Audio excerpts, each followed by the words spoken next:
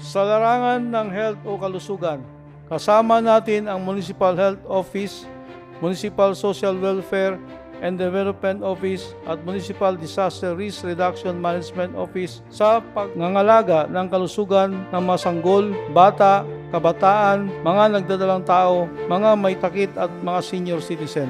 Ipinagpatuloy po natin ang programang mass blood donation bilang tugon sa mga kababayan nating nangangailangang masalina ng dugo.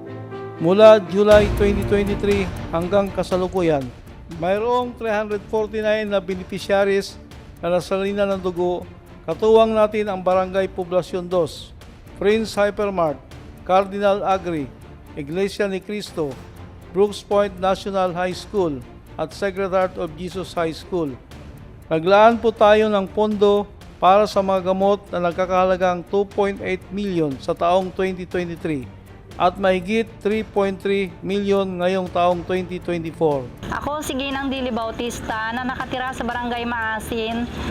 Lubos po talaga ako nagpapasalamat kay Mayor Benedito sa kanya pong pagtulong sa akin na ako po ay naging cancer-free. Napagsilbihan din po natin ang 554 na mga senior citizens ng 7 barangay.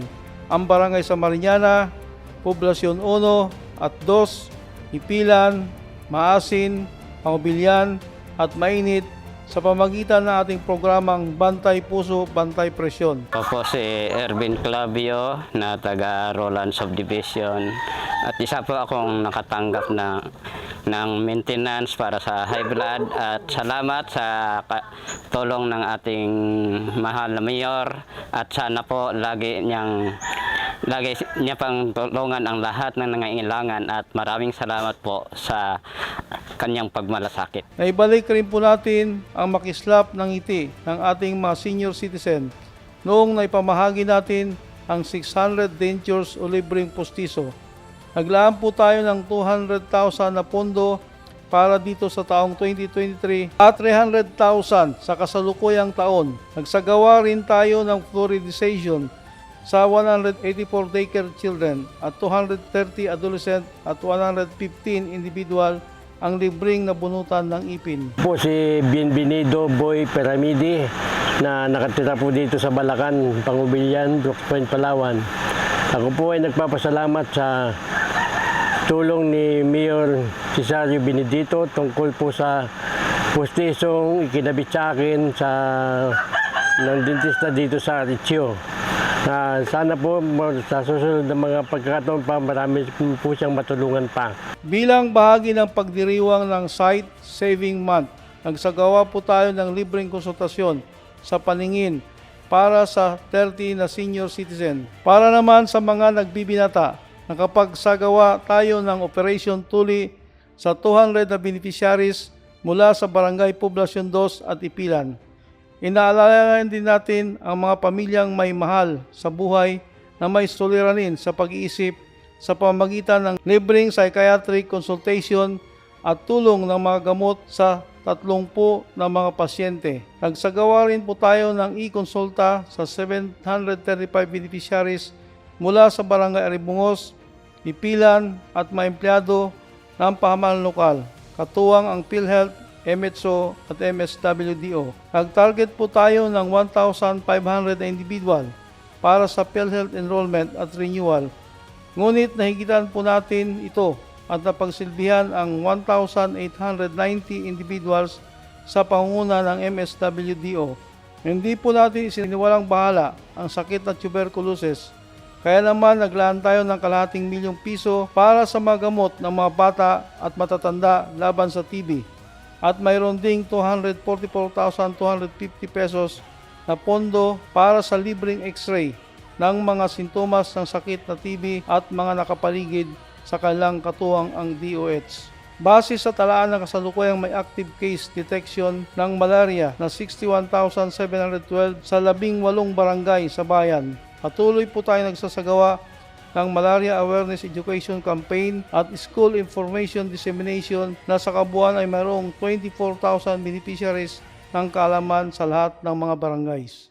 Regular din po ang ating pagpapa-spray upang malabanan ang sakit na dengue at nagsasagawa tayo ng case investigation at dengue awareness campaign sa lahat ng mga barangay.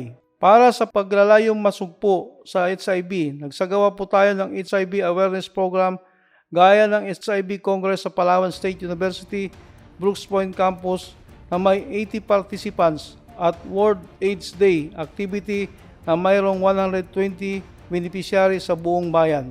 Sa ibayong pangangalaga naman para sa mga mag-ina, mayroon po tayong napagsilbihan na 3,000 na mga buntis sa 18 barangay ng bayan para sa prenatal services, 1,300 postnatal services para sa mga kababaihan, kapapanganak pa lamang o postpartum at kanilang bagong panganak na sanggol. Ang nagsagawa rin tayo ng immunization service para sa 1,550 na mga sanggol sa bayan. Nakikiisa ang pamanlokal sa Department of Health, Provincial Health Office, Population Development at Roots of Health sa Reproductive Health Program para sa paghahati ng family planning services sa 8,985 na kababaihan sa 18 mga barangay. Sa usapang pagbibinata at pagdadalaga naman, batid natin na bahagi ang pagiging curious at mapusok ng kabataan. Kaya naman inalalayan natin sila sa pamagitan ng Adolescent Health and Development Program. Sa mga nakalipas na taon, tumaas ang early pregnancy rate sa bayan. Kaya naman ibinaba natin sa 12 pampublikong paaralan sa sekundarya ang kaalaman at kampanya ukol sa reproductive health at mayroong 6,000 adolescent beneficiaries. Pinagpatuloy na isasagawa ang Education Information Campaign hanggang matapos ang taon. Nakipagtulungan po ang pamanlokal sa PERICA para sa therapy sessions ng children with special needs natin sa bayan. Sa talaan, mayroong 533 na mga batang nangangailangan ng special na pagkalinga. Nabigyan rin po natin ng school supplies ang 100 PWD students. At namahagi po tayo ng mga assistive devices para sa mga PWD na may 80 beneficiaries. Kinilala rin po natin ang mga karapatan at pangailangan ng mga persons with disability sa bayan. Kaya naman ang regular ang pagbibigay sa kanila ng tulong at inaala natin sa tuwing ikatlong linggo ng Hulyo sa pagdiriwang ng National Disability Rights Week kung saan ay nagsasagawa po ang MSWDO at PDAW ng masayang programa at namamahagi ng mga gift packs. David Kayabog po ng Barangay Poblacion Distrito at mayroon pang ibang mga tulong si Mayor John Benito sa katulad ng mga ayuda sa mga senior citizen at mga PWD.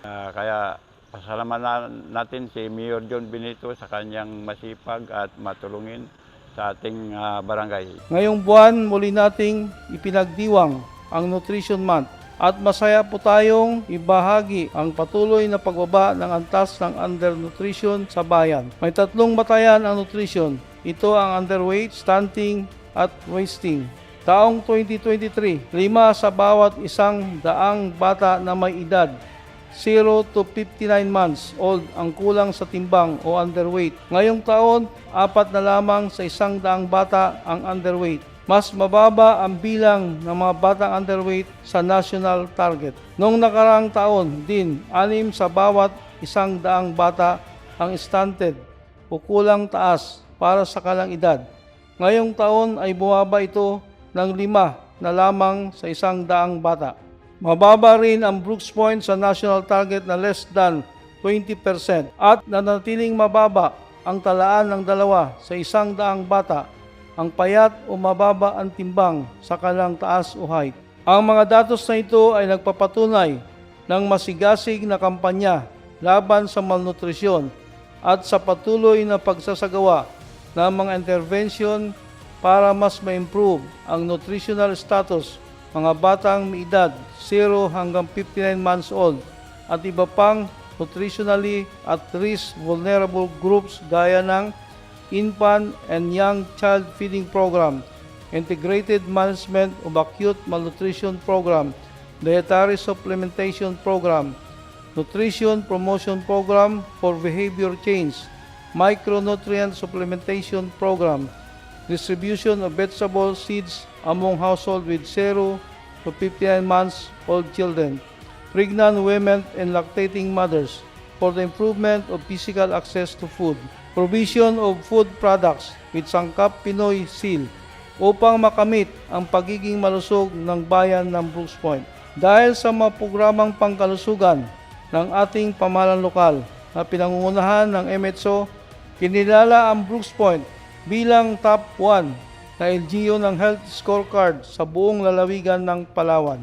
Walang pinipiling oras ang pagbabantay at 24/7 po ang pagresponde sa mga pangangailangang kalusugan, rescue operation sa mga sakuna at emergency response sa mga aksidente ng MDRRMO gamit ang mga bagong ambulance at rescue vehicles. Dahil sa matinding init dulot ng El Nino, nagkaroon ng grass fire sa kabundukan ng Barangay Sarasa, isa si Nanay Pinita Buat na natrap ng apoy sa kasagsagan ng grass fire.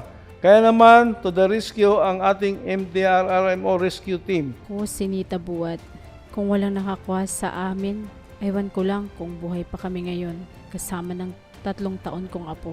Kaya nga po nagpapasalamat ako na may nakakuha sa amin. Hindi ko po namalayan kung saan ang galing ang apoy. Basta kusa na lang dumating. Kung hindi dumating ang mga taga-munisipyo, baka namatay na kami. Mayor June Benedito, ako ngayon nagpapasalamat na natulungan kami.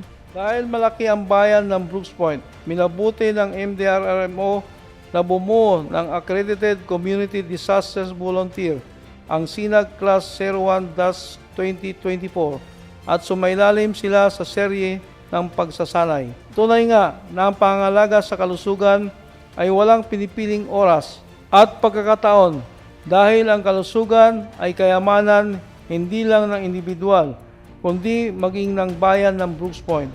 Kaya patuloy nating palalakasin ang pagtibok ng ating puso para sa kalusugan, mga mamamayan at ng ating bayan.